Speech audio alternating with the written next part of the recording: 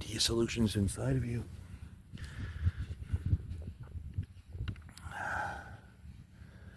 So again, I'm going to put the tripod down, so if you hear some noise, hopefully there's not too much wind noise. I have the screen right now on my mic, so hopefully that's okay. So yeah, how long will we hold on? You'll eventually reach a point where we won't be able to hold on because, well, we won't be making enough money to hold on to our lifestyle. Because of the way things are increasing in value, in price I should say, eventually there will be very, very few people that still be able to afford things. And yeah, I guess this is unless something changes, I mean, this is what is going right now, this is the direction we're heading in right now, but things can change, you know. Look at me, how things change quickly. I was working out, everything was dandy. Then my mysterious illness happened, and now Marcel hasn't been able to work out in over 2 months now. So, yeah, things can change very, very quickly. Sometimes we see it as a good thing, sometimes we don't.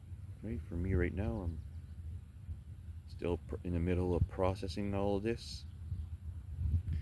There's still some lessons, there's still some part of this journey that I need to experience in order to learn more, grow.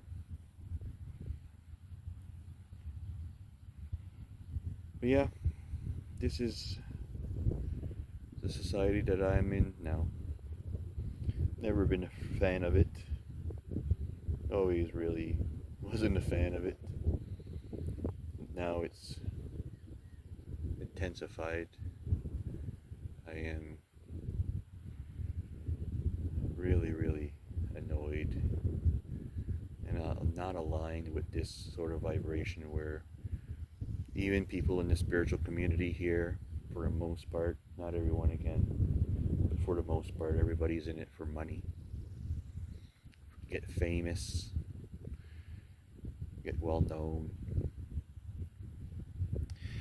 Maybe some are seeking respect.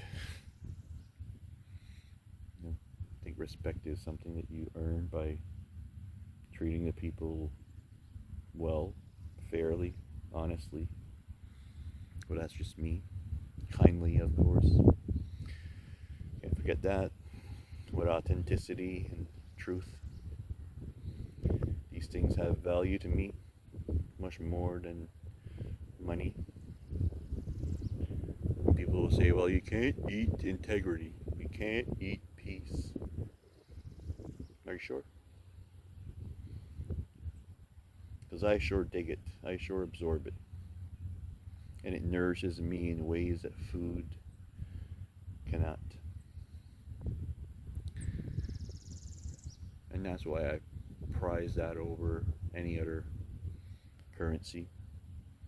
So if you can give me who you are, if you can give me peace, if you can give me love, appreciation, authenticity, wisdom,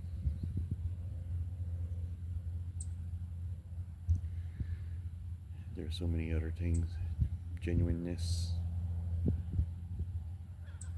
You can give me these things and integrity, meaning, then can't ask anything else from you. Deeply appreciate you for giving me this, because not everybody is doing the same. But yeah, I want to talk back now about like South America, where now these people are, yeah, they're struggling, right? But because of their sense of community, because of how they work together, it's a whole lot better for them. They're not facing this alone.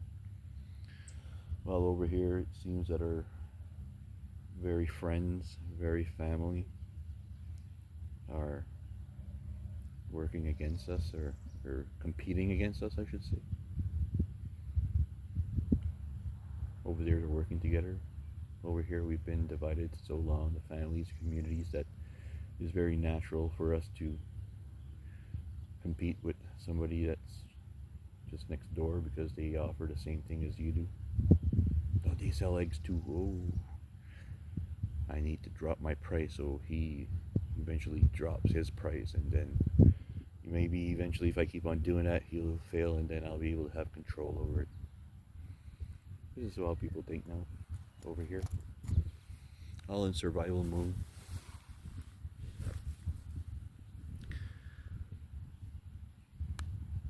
And the way that we do about survival mode here is that we hustle more, try to cheat more, try to gain more, try to have more control.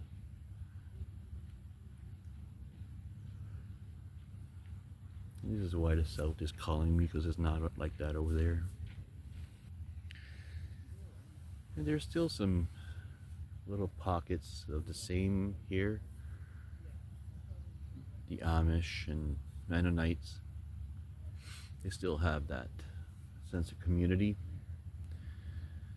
But in general, over here, somebody has their house burned down.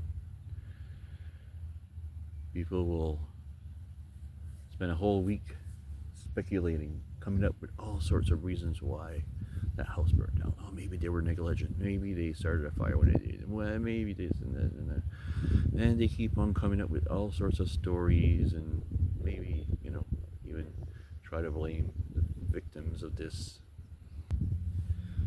And so many of these people that have spent time gossiping about what happened, if they ever have if they would ever have a chance to help these people rebuild, they would say no.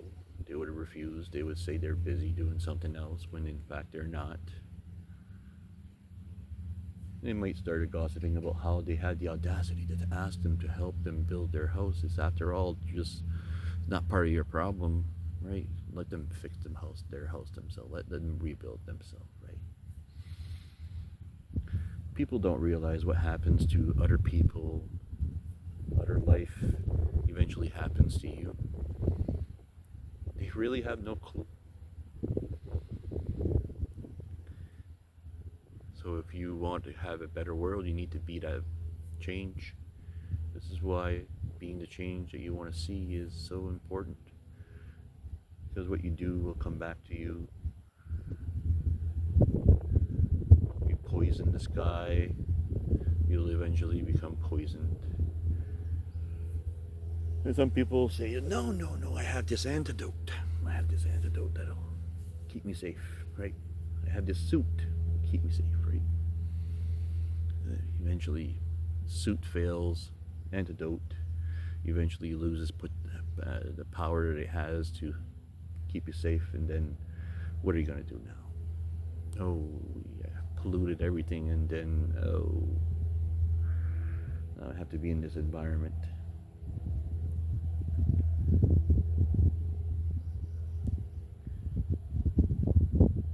We've been neglecting, we've been poisoning, we've been saying we don't have no choice. This is the reality of the situation. These trees, if we don't spray them with pesticides, there'll be pest all over them.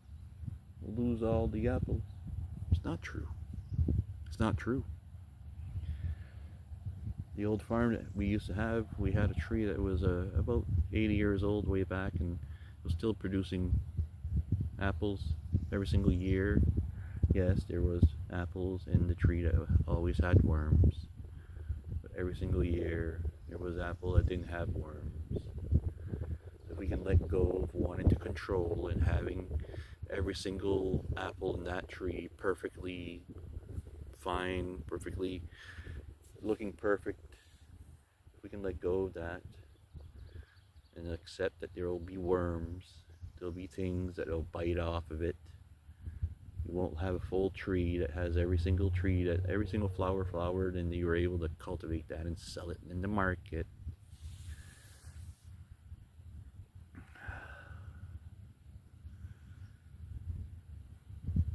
What is someone like me to do? What are people like me to do? We're supposed to stay in this madness and just accept this is where we were born? Do we do something else? Start following our hearts and going where our hearts want to go. For me, again, down south. I don't care if it's going to be Guatemala. There are some countries I do care I don't want to be in right now, but Guatemala is part of the things I'm contemplating about. Costa Rica, obviously. Colombia. Ecuador. Peru. These are places that I'm drawn to the most. Why? Because it's more communal living, more helping each other out, not money hungry people. Yes, there's still some people that are money hungry, yeah, I know. There's still some, don't get me wrong, and it's worse than it has ever been, but it's not nearly as bad as here. Oh, there's no way comparing the two. I want to go somewhere that I can continue on my spiritual path. Not this artificial, fake spirituality that we have here, where there's no embodiment. There is no real peace in so many of these people's hearts. There is no love in so many of these people's hearts that they say that they are doing this because they want to help. No. So many of them are lying. Not all. I know there's still some. Like my friend I told you about. There's so many that they're doing this because, first and foremost, money. Second, because they are into spirituality, right?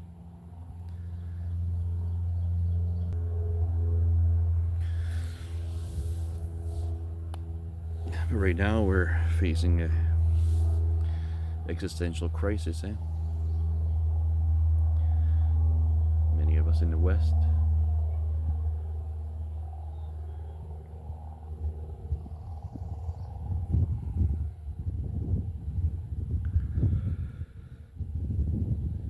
Me, I know which side I'm on. I'm going for what nourishes me, what my heart wants, what my nervous system deserves, what my soul is longing for.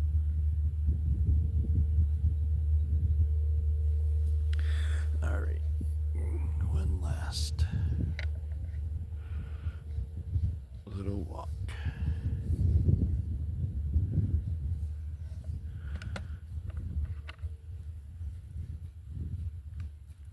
Okay. So nice to get out and be out in nature, have the sun out. Oh, we've been waiting for it for so long.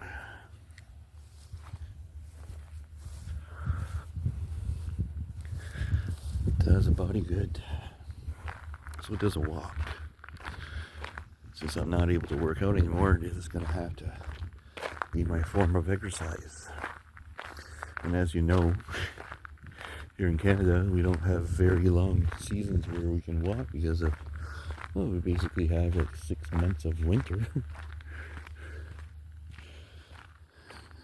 I'm so not aligned with, I don't like cold, snow, especially the cold. If I can move somewhere that's warm all year round, it'll be good for my soul. My body too, my body cracking and groaning. My body's cracking a lot. And I've explained that in my mysterious illness video. I've always had this, but now it's worse than it ever has been. But if I can get myself out of this environment, I have a chance to heal myself. which is another reason why I need to go. Can't heal yourself in the same environment that made you ill. You stay in the same environment that made you ill, you're likely to get worse. So, like in the Shawshank Redemption movie, I won't use a real word because of how YouTube is. But get busy. It's either that we get busy passing away, or we get busy living, following these dreams. This is the counter to this sick society. Seek what motivates you. Seek what has meaning and what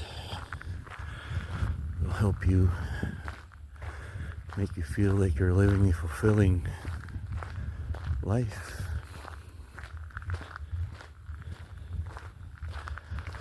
Because otherwise you're just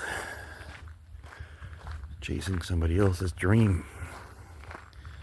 The same as if we're working for somebody else or working for somebody else's dream. Well, you could be busy working for your own dream. But in order to be working for your own dream, you need to realize what your dream is. And in order for that, you need to be connected inside. Not be influenced by society, family, desire to be famous. So this really needs to be something inside, a deep calling. And for me, this call to go down south has been there for around 15 years. It's so scary. So scary to leave where you were born. And you have all sorts of family. You feel safe because of that, because if something happens, you can depend on your family. Well, many of us, the families are split, and me, I'm lucky to say that I'm still close with my mom and my brother. But the rest of the family, no. Not that I don't love them, but we just have different, very different ways of seeing this world and life. If you're wondering what difference this is, rewind this video, watch it over again. You know what I mean. But also, I guess I should say that there's some people that are not necessarily money hungry, but they're scared senseless. Because this is all they've ever known. And to stop doing something that has been the only thing that you have ever known is very, very scary. Luckily for me, I moved to Calgary twice. I lived in Halifax. Trucked for a little while. So in a sense, I stepped out of that idea that I should be spending the rest of my life where I was born. And if it's something that you want to be doing, that's fine. If it's something you really want to be doing, that's awesome. But I'm saying it's not for me. Why? Again, if you want to know why, rewind the video, watch it over again.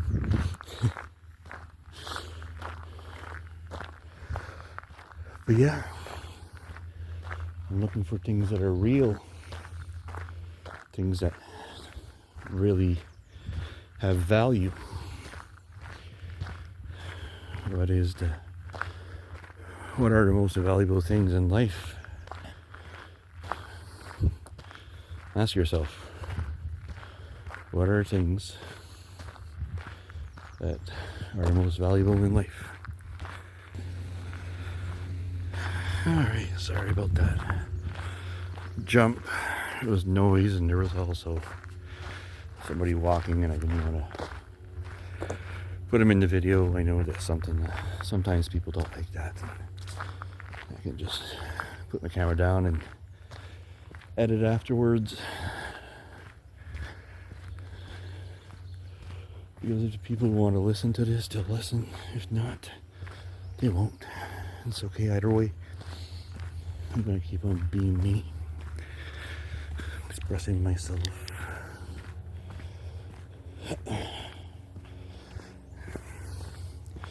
And going in the direction that I want to go.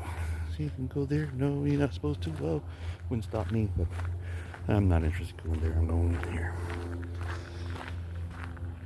Yeah. Most people are scared too. I would say people are lost. People don't have solid self-esteem. They don't love themselves. They don't have the confidence to try even these dreams that they have. They don't have the confidence. Too many insecurities.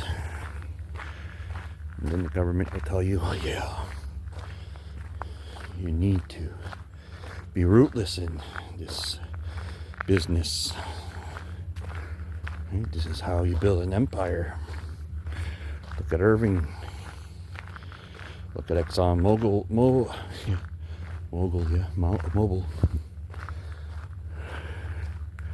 Look at all these other big companies. They were rootless. That's how they reached the top. What top are we talking about here? Oh, the most greedy. Oh, okay. The most insane. Oh, okay. The most lost. Okay. They will tell you that this is something worthwhile. And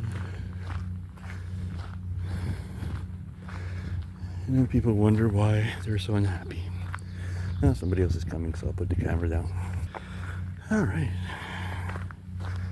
Again, it might be noisy here. A little swift just ran across. Not very scared, are you? Do we need to be like that little chipmunk here? Brave enough to cross when you feel that you need to cross. It's gonna work out. If not, well, not.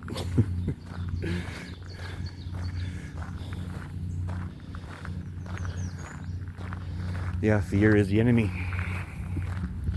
Always has been. Because we fear we want to control. Because we fear we don't go for our dreams. Because we fear we look for an outside savior. Because we fear we try to accumulate more and more things. All these things are done because we fear. So it's starting to get pretty noisy over here. I'm gonna basically end, and yeah, hopefully some people will find this interesting, useful, funny, enlightening, and whatever. Maybe it'll motivate some people. That would be awesome. So, alright, that's it. Bye.